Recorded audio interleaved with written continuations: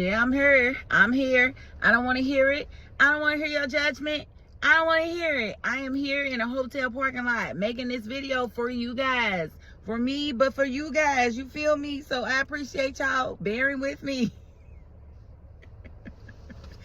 Hey guys, it's your girl Tyra Crush back with another review, and this time it is for The Oval on BET. If you haven't already, please hit my subscribe button down at the bottom. Thank you so very much. And hey, I am in Georgia tying up some loose ends. I should be back in Kentucky tomorrow. I hope it is in time enough for me to do the sisters review on time. But I'm not making any promises, but just know it will be there within 24 hours of it airing tomorrow. Because I'm trying to be consistent. I'm trying my best. And thank you all for working with me. Okay, so let's get right into this review because I got quite a few notes because a lot happened, you know. We open up with Simone, you know, getting her everything on with Bobby. She's like, ooh, Bobby, you Bobby, baby. Yes, Bobby, you good at what you do, Bobby, boo, Bobby, boo. And Bobby's like, yeah, it was nice and everything, but, peace. And she's like, nah, we're not piecing out nothing. So basically, Bobby was ready to cut it off. And Simone was like, nah, I'm not about to do that. I'm not going to do that because it was good to me. It was the best that I've had in a very long time. And you liked it. You want some more. So we're not doing that. So I guess she wants a full-fledged affair. Bobby was just horny. We'll see how it goes. But I think he's going to pretty much oblige her whenever she asks because he's definitely attracted to her. It was funny because when he came downstairs, Max was waiting on him. He was like, you did it, didn't you? And they basically had their back and forth.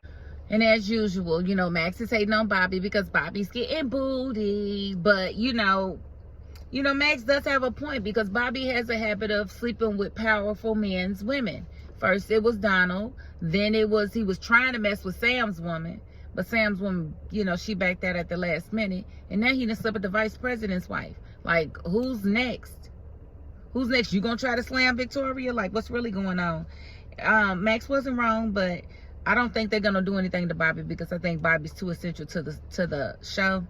So I don't think he's gonna die behind smashing Simone, but I think it could get real ugly for him. I mean, he is sitting there with burnt marks from rubber bullets, being hit with rubber bullets because he was messing with Sam woman. I mean, come on, bro. When you gonna learn your lesson? Like, it's plenty of women out here like me. You could have just came and got me. But no, you want to mess with the vice president's wife. That's what you want to do. Make it make sense, Bobby. So that's all Max is saying. Max ain't wrong, but Max is always hating because Max ain't never getting no booty. We ain't never seen him get none. I don't know what's up with that. And then we have Donald. He finally meets Isaac because, you know, Donald been going to see Hunter for the last 5 episodes, but he finally makes it to see him today. And, you know, Hunter lets him know, you know, he's on to him. And he really feels like that his wife, him, and the vice president worked together to try to take him out. He let him know that Victoria is in the bunker and she's being detained for trying to kill him. Next, he's going to get the vice president and then he's going to get him. And Donald's like, I didn't have anything to do with it. I'm telling you, I had nothing to do with it. And he just don't, you know, Hunter don't believe him. He's like, well, why don't you put a wire on me and let me go down there and talk to Victoria and I'll show you that I had nothing to do with it because I'll talk to her. She will know, you know. And he's like, yeah, this is one problem. I don't trust you. So Hunter's not trusting Donald at all. Donald's like really trying to plead his case, but in a calm way, a little more calm than I would be if I was totally innocent of some charges that I was being charged with. But that's just Donald for you. He can't really, you know, I guess put on that much. And it was funny because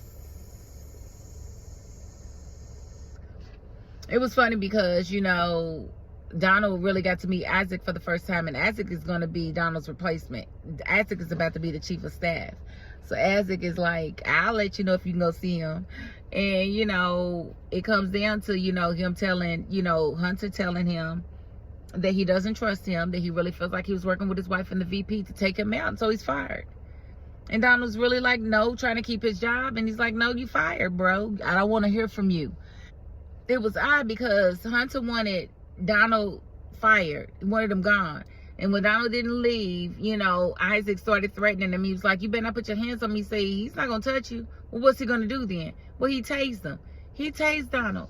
That was funny. That was refreshing, and I love to see it. Because Donald's done a lot of torturing of people, you know, since the show started. So I'm really not mad at him getting, you know, tased, even though he's not guilty of what he's being accused of. But I want to know why he passed out, because didn't we just see Victoria get tased a couple episodes ago? She didn't pass out. Why is he passed out to where he has to be taken to his office while he's passed out? That don't make any sense. Can y'all make that make sense to me? Don't make sense to me. But he's passed out, and instead of, you know, waking him up and sending him home, Hunter decides to put him in his office. He wants to keep an eye on him. Then why'd you fire him? Boy, if you don't get your life together, it don't make no sense for y'all to put him in his office. First of all, he shouldn't be knocked out. He should be totally fine. Maybe just a little disoriented, but not knocked out. That's weird. And then you want him to be in his office. I don't understand that. Y'all can maybe help me with why that makes sense and why Isaac thought that was a good idea. I mean, I know you keep your enemies closer, but no, I don't like it. And we see Priscilla in the kitchen talking to Richard, and she tells him about, you know, the president asking her to help him, you know, bust his wife and get his wife locked up, and how she thought it was, you know, funny or whatever. And, you know, Richard's telling her, you know, you need to stay away from him. He's dangerous, and she's not listening to any of it. And when Sam walks in, you know, then she wants to start putting on, then she wants to start talking about she wants to sleep with him. Girl, you do not want to sleep with that man. That man makes your skin crawl. You just saying that to get under Sam's skin, which makes me feel like you still care. Now, Sam filed for divorce, so we ain't heard no more about the divorce. I need to hear what's going on with this divorce, because I need him to stop caring about who she talking about sleeping with. You need to move on, Sam. Come on home. You need to come on over here, because I made some spaghetti. I made some spaghetti, Sam, and I need you to just come on over here, because all of this making yourself look small for this woman is just not attractive to me. I don't like it. I don't like it at all. So come and get your spaghetti, and come get this loving, and you're gonna forget all about Miss Priscilla. No, my booty ain't big like hers, but I got a little bit back here. We ain't dealing with flapjacks. Come on, Sam. I just need you to do better. I need you to do better. Okay, and so Hunter asked Priscilla, you know, if she had thought about working with him, and she's like, she needs more time. And he's like, I understand what it is. You just don't trust me. And she was like, what's there to trust? And he was like, well, you don't think she's locked up. And she was like, well, seeing is believing. And so he asked Isaac to take Priscilla down to the bunker so she could see Victoria. I said, ooh, ain't no fun when the rabbit got the gun, is it? And then we see Dale coming out of Alan's room, and he is greeted by Cal, who was sitting on the couch. Like, how did you even get in here? Dude, that's weird.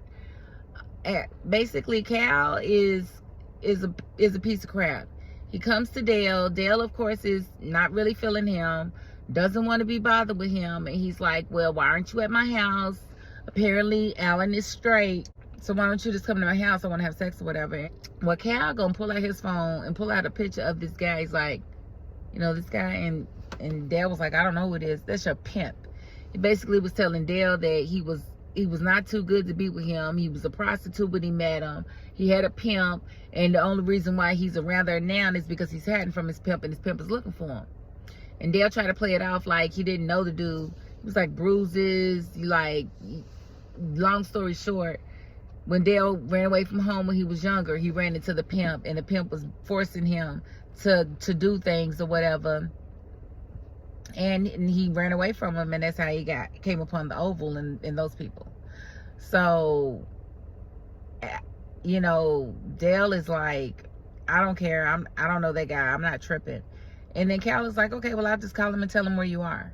Like, why would you do that? So Cal is basically going to blackmail Dale into seeing him on a regular basis. But I have one question for Dale. Where is your money? What was Kareem paying you with? Hopes and dreams? Like, you have been working for 5 seasons. Where is your money? You should have money to be able to hide yourself. Like, there's no way that Cal should be able to say, I'm going to tell your pimp where you are, and you still there by the time the pimp gets there. Get on up out of there. You should have money to go somewhere else. Make that make sense. I don't understand it, but that's exactly what Cal is doing. He's going to blackmail Dale into a relationship and stand with him so that he won't tell the pimp where he is. That's crazy to me. And then we see Kareem downstairs with Victoria. And, you know, they've been pretty much talking to her. And he lets her know, we saw your daughter with Pinky. And we know what y'all did to Pinky. So he's letting her know that they know information on them that they could actually use to help them in their situation. So he wants to get Victoria to start helping them get out or whatever. I don't know how she's going to do that when she's locked up. But we'll just have to see. And then we see Priscilla does come downstairs and she's talking to Victoria. And she's telling Victoria that she's sleeping with Hunter. And I hope you didn't think that I was just going to let you sleep with my husband. And I was going to go after your low-hanging fruit. I said, ooh. Got her. Because, I mean, Victoria was like, what? He don't even like big booty girls. Well, that's because he never had one. But now, I said, ooh. She know exactly how to get to Victoria. And so that was funny. I was like, ain't no fun when the rabbit got the gun. She was talking to her, I bought you some food. She said, I ain't eating that. I don't know why. So then we see Nancy. I guess she's at Priscilla's house. And she gets a call from Barry's phone. And Barry's like, yes, I'm hurt, Mom. I'm hurt. I need you to come and get me. But bring the money. She's like, what money? He's like, all the money you have. Are they going to kill me? Blah, blah, blah, blah, blah. And her dumb self, she just going to do it. She ain't going to call Richard. She ain't gonna call nobody before she decides that she's going to do this thing. And she gonna do it because she's going to get her son. And then she's sitting there talking to the people. She's like, it don't even sound like Barry. Then why are you going? If it don't sound like your son, then why are you going? Can you please make that make sense? Why are you going to see your son if that's not his voice on the phone? And they're like, just come, Mom, just come. No, I'm not coming. I'm coming with the police. I ain't coming by myself. You made that up. I'm not going to do it. I'm not going to do it. And that's one thing. And another thing, the end of season 4, when Sharon beat Kareem's butt, wasn't it Barry's phone that she saw underneath his couch? It was Barry's phone underneath Kareem's couch and it had blood on it. So how is that phone down in the hands of somebody else that wants Nancy to come and bring money?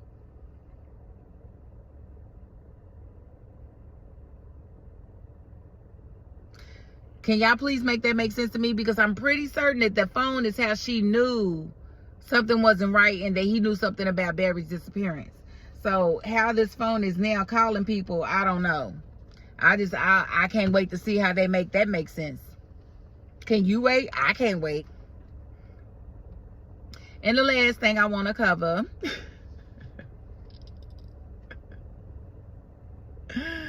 The last thing I want to cover is, you know, Victoria down in the bunker and she's talking to Kareem and Antonio and they like, I think we can all work together to try to get you out of here and you can maybe help us or whatever.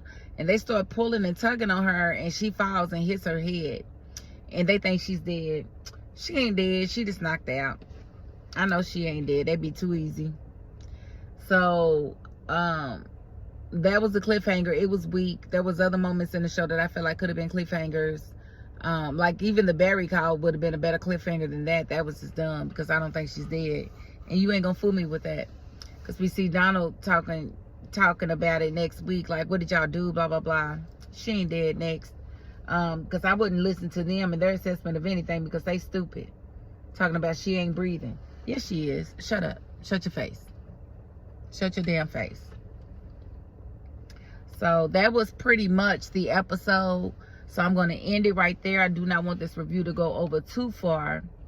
But it was a pretty good episode, I think. A lot happened. We saw the storyline speed up just a little bit on a couple of situations. Not speed up, but move forward.